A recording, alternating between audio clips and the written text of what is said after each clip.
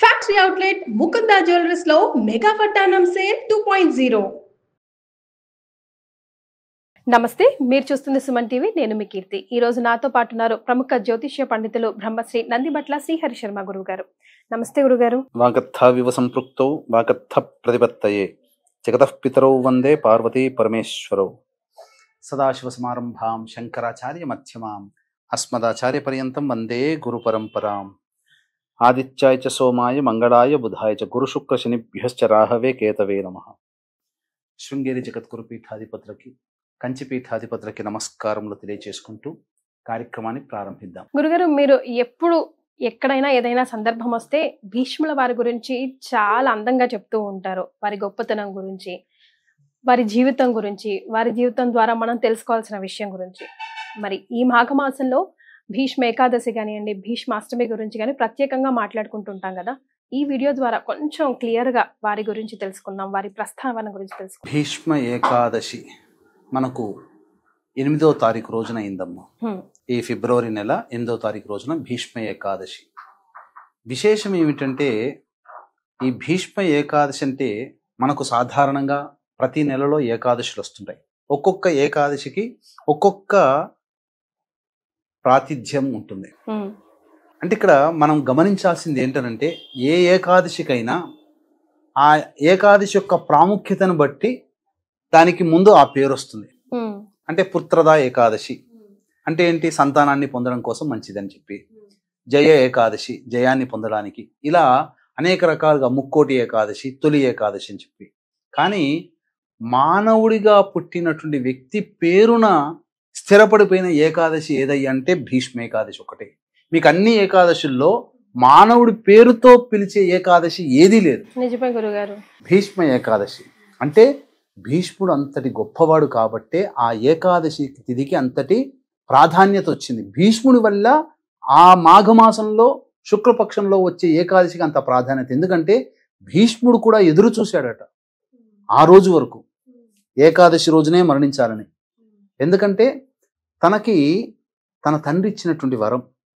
అంటే చాలామంది ప్రేక్షకులకి ఉన్న ఒక అభిప్రాయం ఏంటంటే, తండ్రి శంతన మహారాజు నేను సత్యవతిని పెళ్లి చేసుకుంటానంటే నువ్వు అడ్డున్నావు కదరా, నువ్వు పెళ్లి చేసుకోనని చెప్పు, ప్రతిజ్ఞ చెయ్యి, అప్పుడు నాకు వాళ్ళు పిల్లనిస్తాన్నారు అని అంటే ప్రతిజ్ఞ చేస్తాడు. భీషణమైన ప్రతిజ్ఞ, దాన్నే భీష్మ ప్రతిజ్ఞ అని వచ్చింది.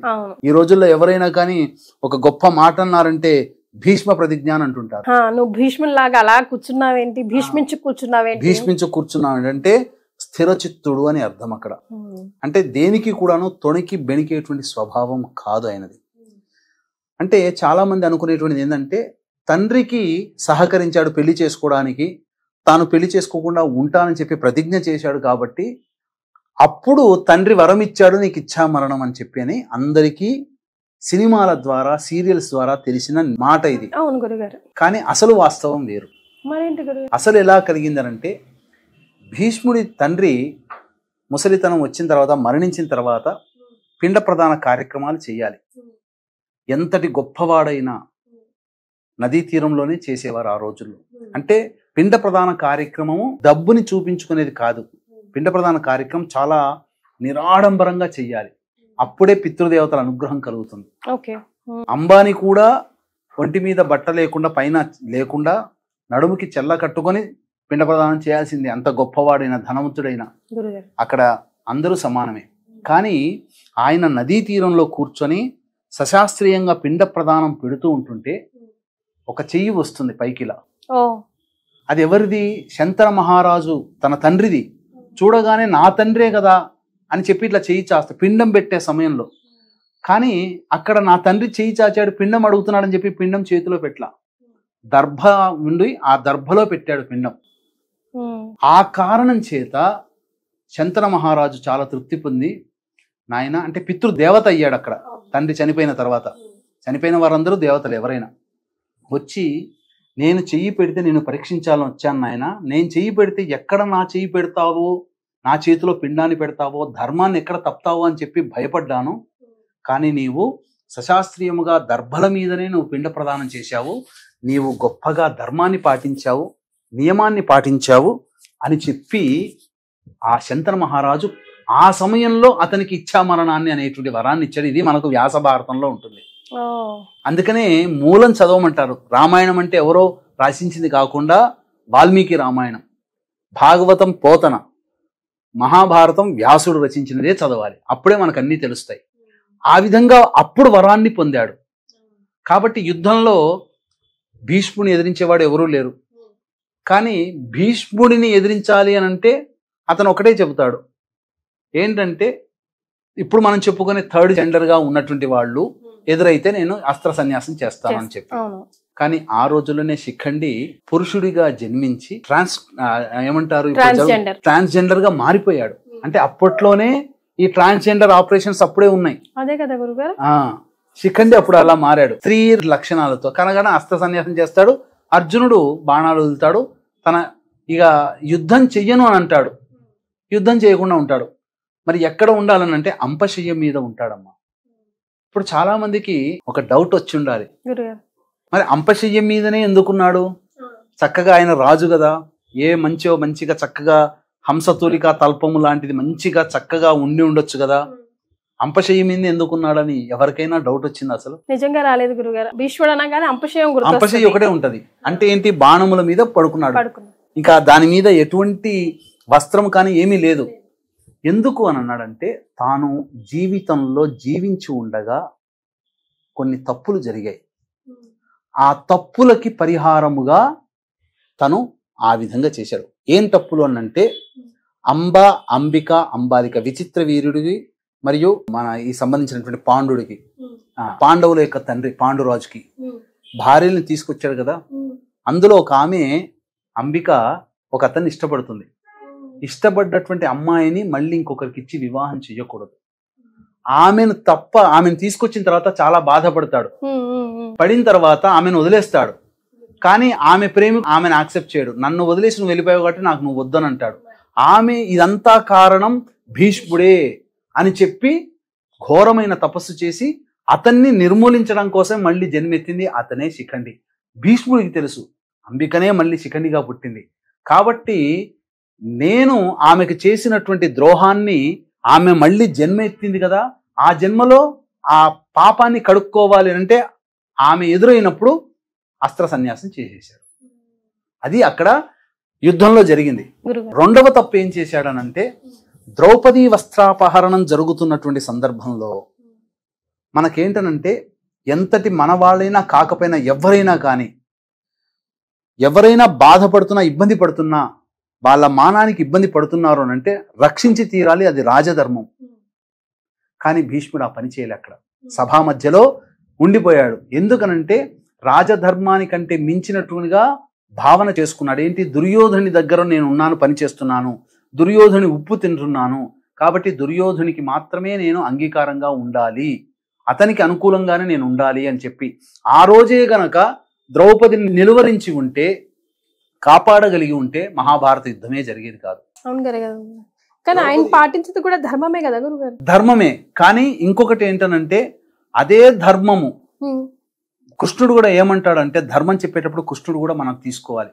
కృష్ణుడు ఏమన్నాడంటే, మీరు ఓడిపోయారు, పాండవులుగా మీరు ఓడిపోయారు, మీకు సాటి స్త్రీ అయిపోయింది అక్కడ ద్రౌపది, కానీ ఆమెను కూడా మీరు రక్షించలేదంటే మిమ్మల్ని కూడా నేను చంపాలి. కానీ మీరు ధర్మయుద్ధం ద్వారా మీరు గెలవాలనే ఉద్దేశంతోనే అలా నేను ఆపాను మిమ్మల్ని, లేకపోతే మిమ్మల్ని కూడా అక్కడే వధ చేయాల్సిందే, భీష్ముని కూడా వధ చేయాల్సిందే. కానీ భీష్ముడు ఇచ్ఛామరణాన్ని పొందాడు కాబట్టి ఆ భీష్ముడు ఇచ్ఛామరణం పొందడానికి నేను అనుకూలంగా ఉన్నాను, అందుకనే నేను భీష్ముని వధించలేదు. సుదర్శన చక్రంతో భీష్ముడితో పోరాడుతుంటే, అర్జునుడు పోరాడుతుంటే ఆ సమయంలో భీష్ముడిని కూడా జయించలేకపోయాడు. అప్పుడు కదా సుదర్శన చక్రం తీద్దాం అనుకుంటే నన్ను చంపు కృష్ణ అని అంటాడు. కానీ యుద్ధంలో నేను చక్రం ఆయుధాన్ని పట్టనని మాటిచ్చాడు కాబట్టి తగ్గాడు కృష్ణుడు. కాబట్టి ఇక్కడ మనకు గమనించాల్సింది ఏంటంటే ఆయన అంపశయ్య ఎందుకున్నాడు అనేది మనకు కావాలి. ఏంటంటే ఆయన కూడా ఒక స్త్రీ ద్రౌపదిని కాపాడలేకపోయాడు అందరి సభా మధ్యలో. కాబట్టి ఆ పాపాన్ని కడుక్కోవాలి అని అంటే ఆ విధంగా అంపశయ్య వేసుకొని, మనకు దక్షిణాయనంలో యుద్ధం అయిపోయిందమ్మా. మార్గశిర మాసం అమావాస్యకి యుద్ధం అయిపోయింది. పుష్యమాసం ఉంది కదా, నెల రోజులు ఉంది. మళ్ళీ మాఘమాసం ఏకాదశి అంటే 41 ఏకాదశి వరకు అంటే 41 రోజులు అంపశయ్యం మీద ఉన్నాడమ్మా. కార్తీక మాసం అమావాస్య మొదలు ఆ విధంగా జరిగి త్రయోదశి నాడు జరిగి కార్తీక మాసం అమావాస్యకైతే మార్గశిరం ఉన్నాడు, పుష్యమాసం ఉన్నాడు, అలాగే మాఘమాసం ఏకాదశి వరకు కూడా ప్రాణంతో ఉన్నాడు. అంటే మీరు గమనించండి, ఆ ద్రౌపదికి చేసినటువంటి అడుగుతుంది ఎప్పుడు ధర్మరాజు వీళ్ళందరూ కూడా కృష్ణుడు నాకు కొన్ని ధర్మ సందేహాలున్నాయి కృష్ణ నాకు తీర్చవానంటే తీర్చగలిగేవాడు ఏకైక వాడు ఉన్నవాడు భీష్ముడు ఒక్కడే. కాబట్టి ఇప్పుడు అతను గనక చనిపోతే నీకు ధర్మాలను ఇచ్చేవాడు ఎవడూ లేడు, పదా వెళదామని చెప్పి పాండవులని ద్రౌపది సహితంగా అక్కడ ఉంటే అన్ని ధర్మ సందేహాలన్నీ చెబుతూ ఉంటుంటే ద్రౌపది పక్కున నవ్విందట. ఎందుకమ్మా నవ్వామంటే ఇన్ని ధర్మాలు చెప్తున్నావు, మరి ఆ రోజున నన్ను ద్రౌపది వస్త్రాపణలను ఎందుకు కాపాడకలేకపోయేవాడయ్యా, ఒక్క మాట ఎందుకు అనలేకపోయావయ్యానంటే అమ్మా నీకు చేసిన ద్రోహానికి నేను శిక్షను అనుభవిస్తున్నాను, ఈ అంపశయ్యం మీద పడి నా శరీరాన్ని కష్టపెట్టుకుంటున్నాను, బాధపడుతున్నాను, నేను నీకు చేసిన పాపాన్ని కడుక్కుంటున్నాను అని చెబుతాడు. ఎందుకంటే అంపశయ్యం మీద అంటే రోజు రోజుకి శరీరం బాణంలో దిగిపోతుందమ్మా. మరి ఎంత బాధపడి ఉంటాడు భీష్ముడు, అభీకరమైన శరీరం. కానీ ధర్మ సూక్ష్మాలు చెప్పేటప్పుడు అడుగుతాడు కృష్ణుడు, ఇలా ధర్మరాజు వచ్చాడయ్యానంటే నేను ఏమీ మాట్లాడలేకపోతున్నాను కృష్ణ, నీకు తెలుసు కదా నా బాణాలు నన్ను బాధిస్తున్నాయి అనంటే అప్పుడు అంటాడు నీకు ఈ యొక్క ధర్మ సందేహాలను తీర్చడానికి నీ శరీరానికి నేను స్వస్థత చేకూరుస్తున్నానని చెప్పి అతనికి ఆ బాధ తెలియకుండా ధర్మరాజు అడిగిన ప్రతి సందేహాన్ని ధర్మాన్ని విపులీకరించాడు.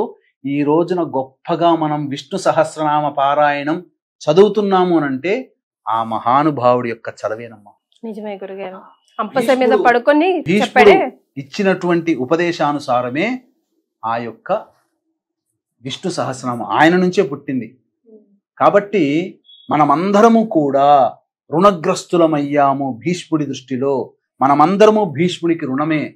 అందుకనే 5 పంచ ప్రాణాలని ఒక్కొక్క రోజు వదులుకుంటూ వచ్చి ఏకాదశి తిథి రోజున మరణిస్తే స్వర్గలోక ప్రాప్తి మాఘమాసంలో అందున. కాబట్టి భీష్మ ఏకాదశి రోజున ఎవరైతే సహజ మరణం పొందుతారో వాళ్ళకి స్వర్గలోకము సత్యము స్వర్గలోక వాసం ఉంటుంది. అందుకనే అష్టమి నుంచి ఒక్కొక్క ప్రాణ ఉపాన వ్యాన ఉదాన సమాన ఆయన 5 ప్రాణాలని ఒక్కొక్కటి అష్టమి తిథి నుంచి భీష్మాష్టమి అనిగా ఉంది, అష్టమి, నవమి, దశమి, ఏకాదశి, ద్వాదశి, భీష్మ ద్వాదశి వరకు ఉన్నది. పంచ ప్రాణాలు కూడా ఎలా వదిలాడు అంటే ఆయన గొప్ప యోగాన్ని అభ్యసించాడు.